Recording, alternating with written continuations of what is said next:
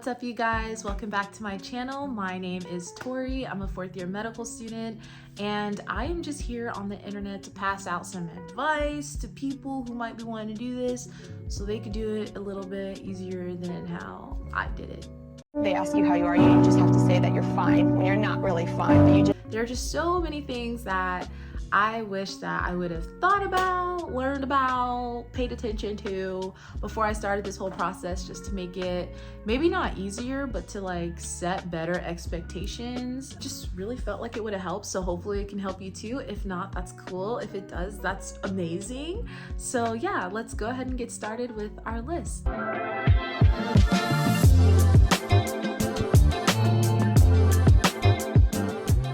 So the first thing that I wish that I would have done before I even decided I wanted to become a doctor was explore all of my options, okay? So when I decided that I wanted to go to med school back in the dinosaur age of 2013, I had blinders on and I was like, I'm gonna be a doctor.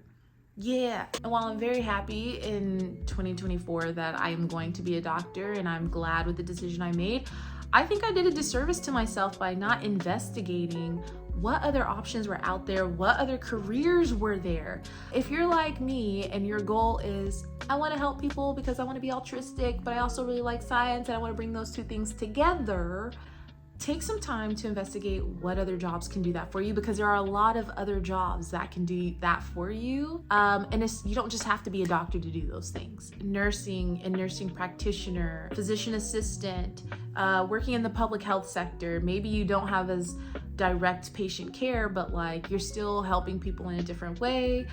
Social work, pharmacy. There's so many different avenues to helping people. You don't have to pursue medicine to check those things off of your list and to find fulfillment. I'm not telling you not to pursue medicine, but I'm just saying that even if you are deciding to pursue medicine, make sure you at least look into some other careers, shadow some other different kinds of people. So one, if you already like, I'm going to become a doctor, you can solidify your reasoning for wanting to become a doctor. And two, if you don't want to become a doctor, now you know why. And you're like, hey, but you know what? I found something else. And three, it's like, it'll just give you a greater appreciation for the people that you are going to be working with in the future, your future colleagues, and for the jobs that they do, because you understand why they do what they do and what their role is on the team and what your role is on the team. Email people, shadow people, and figure it out before you get there, before you make that decision, before you sign up for the MCAT and spend that money. The second thing that I kind of wish that I had known about was all the different specialties and what this whole like competitiveness thing meant. In America, we have a bunch of different specialties, and the competitiveness factor for each specialty has nothing to do with your skill set, how smart you are, how hardworking you are. It has nothing to do with that. It has everything to do with job availability. At the end of 4 years, when you are getting ready to graduate from medical school, you have to go off and apply to residency, where you will get your training in whatever specialty that you may want. Residency is a job, essentially. It is a job. It is. I don't know why I threw in essentially. And some specialties like internal medicine, pediatrics, family medicine, emergency medicine have more jobs available. One, they could just have more residency programs at baseline that are available to train in. And two, each residency program could have upwards of like 10 spots to give to people each year. So if you have 1,000 people applying and you have 100 programs and they all have like 10 spots available, y'all all about the match. Or you would hope so. It's more complex than that. There's potential that everyone could match. In specialties like dermatology, plastic surgery, whatever, neurosurgery, those are much harder to match into, not because you gotta be great. You gotta be great to become a doctor and whatever you do, whatever, but they just have less jobs. So one, at baseline, they probably have less residency programs just across the board. Again, I don't know what that number is. But when you're starting out with less programs, say each residency program only has 1 to 3 positions that they can give out each year. So you got 1,000 applicants. Maybe you have 100 programs, but they can only give out 3 spots each year. All of y'all ain't about to have a job. That's what makes it competitive. So now you have to stick out more.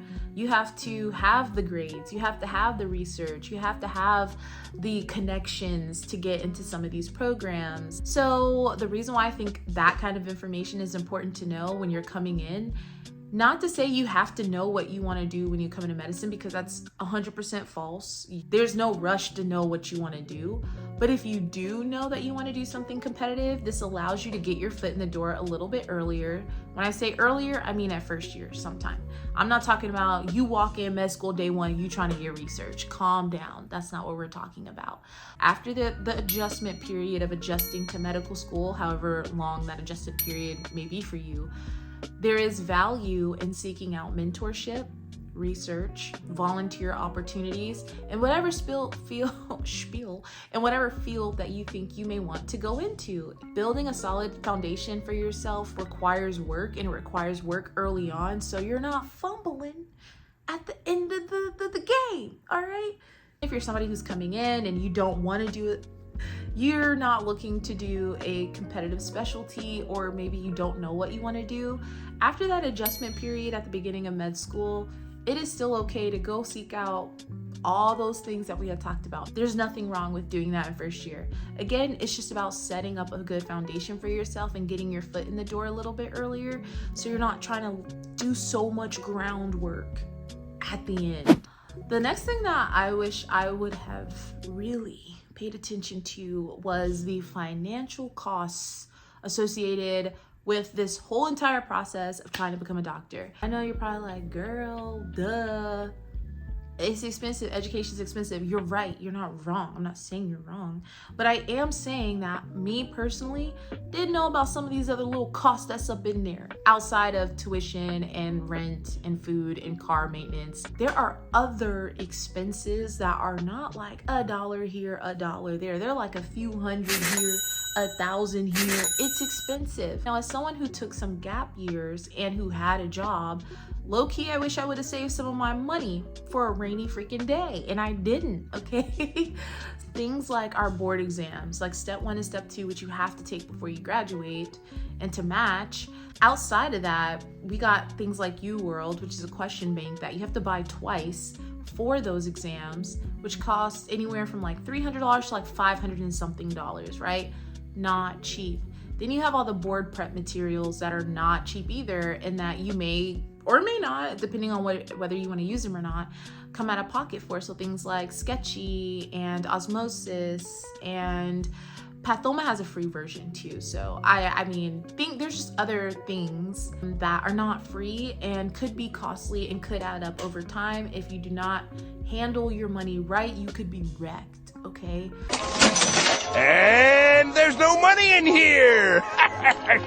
So I say all this to say, if I had to go back, I would tell myself, as someone who had a job before coming to med school, save some of your money, so when you do use your loans to pay for those things in the future, you can have some money on the side and you don't feel so like demolished. If you're coming out of undergrad, I would just tell you, understand that you may need to have a support system to lean on, and if you don't, there are ways for you to get scholarships. There are ways for you to get like vouchers to pay for some of these things. If you don't have someone or a family or a partner or just someone who could financially support some of this stuff, it's okay to go to your school and ask like, hey, what programs are there that I could get into that could help me pay for these exams or pay for these books or whatever. Like, start that early, figure that out, and just know that there are other costs out there. And I just want to say this before I finish, that in terms of board prep materials, there are ones that you have to pay for, but there are so many amazing free resources, especially here on YouTube. One of my favorite is Ninja Nerd. That man has helped me through first, second, and even third year, some of those videos, okay? Pathoma, yes. Pathoma has a free version, okay? So remember that.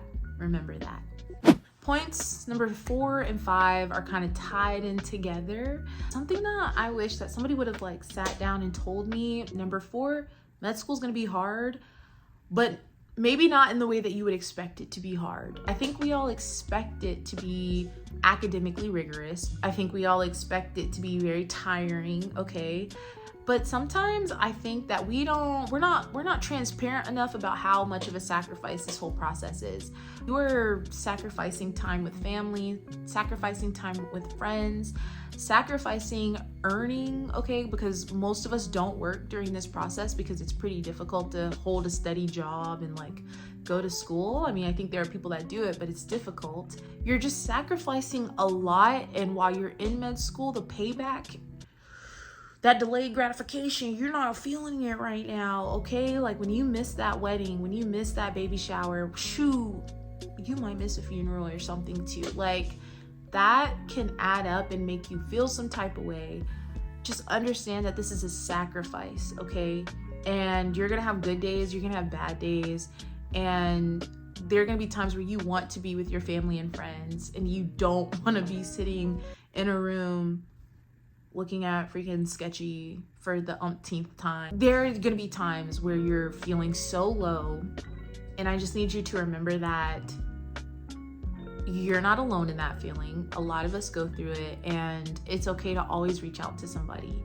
If you need help, if you are starting to feel down or unlike yourself, it's always okay to ask for help. And to reach out to somebody who you feel safe reaching out to. It's hard emotionally, it's hard physically, and that's okay. You know, I think my last point here is that we need to give ourselves some grace and some self-compassion. And if you can learn that before coming to medical school, good for you, man. You're putting yourself in some good standings. You're setting yourself up for success. I think a lot of us who come into medicine are very type A. What comes with type A personality is a lot of grind, like this, like I have to grind all the time. I have to have success and achievement all the time. My value as a person is wrapped up in my ability to achieve great things. I think that is not the way to live your life. I had to learn that through medical school. When you are in a place where everyone's at the top, y'all all can't be there, and that's fine. There's nothing wrong with that. There's nothing wrong with not getting straight A's. There's nothing wrong with failing a test. You just pick yourself back up and you keep going. So many of us put a lot of pressure on ourselves. You just have to remember to keep yourself grounded and to say, hey, like, failure is not a bad thing. Failure is the first step towards success anyway. I think as long as you learn from it, it helps you appreciate your success a lot more in the future. I feel like I'm kind of like being a little all over the place, so I apologize. But I just really think it's important to come into this process saying, hey, I'm not gonna hit 100% all the time. And it doesn't mean I'm worthless. It doesn't mean I'm not valuable. It doesn't mean I'm stupid. It just means that I gotta change something, or I just didn't hit it that first time, and that's okay. It is what it is. I keep pushing, I keep moving, and I keep going. And a lot of us just don't do that. We are constantly telling med students and people with the medicine to be compassionate and be compassionate towards other people and be loving and caring towards other people, but we really don't emphasize self-compassion within this field. And I think that's something that hopefully, I think it's changing. I feel like hopefully it's changing. Learn some self-compassion, learn how to give yourself some grace, learn how to give others some grace, and learn that this is a process. It is a growing and learning process. There is a learning curve. You're not gonna get it right all the time, on the first try, whatever. That's okay. You just have to keep picking yourself back up and keep moving forward. If you need to take a break, that's fine. If you need to take some time to step back, that's fine. You're gonna be okay. Understand that you can get through it, and understand that getting through it doesn't mean a linear straight shot up. It can look like this. I think life looks like this. Anyways, those are the 5 things that I wish that someone would have told me back when I was getting started on this journey a long time ago. Hopefully they were helpful to you all, and hopefully they resonated. If they did, feel free to leave a thumbs up and a subscribe on this channel.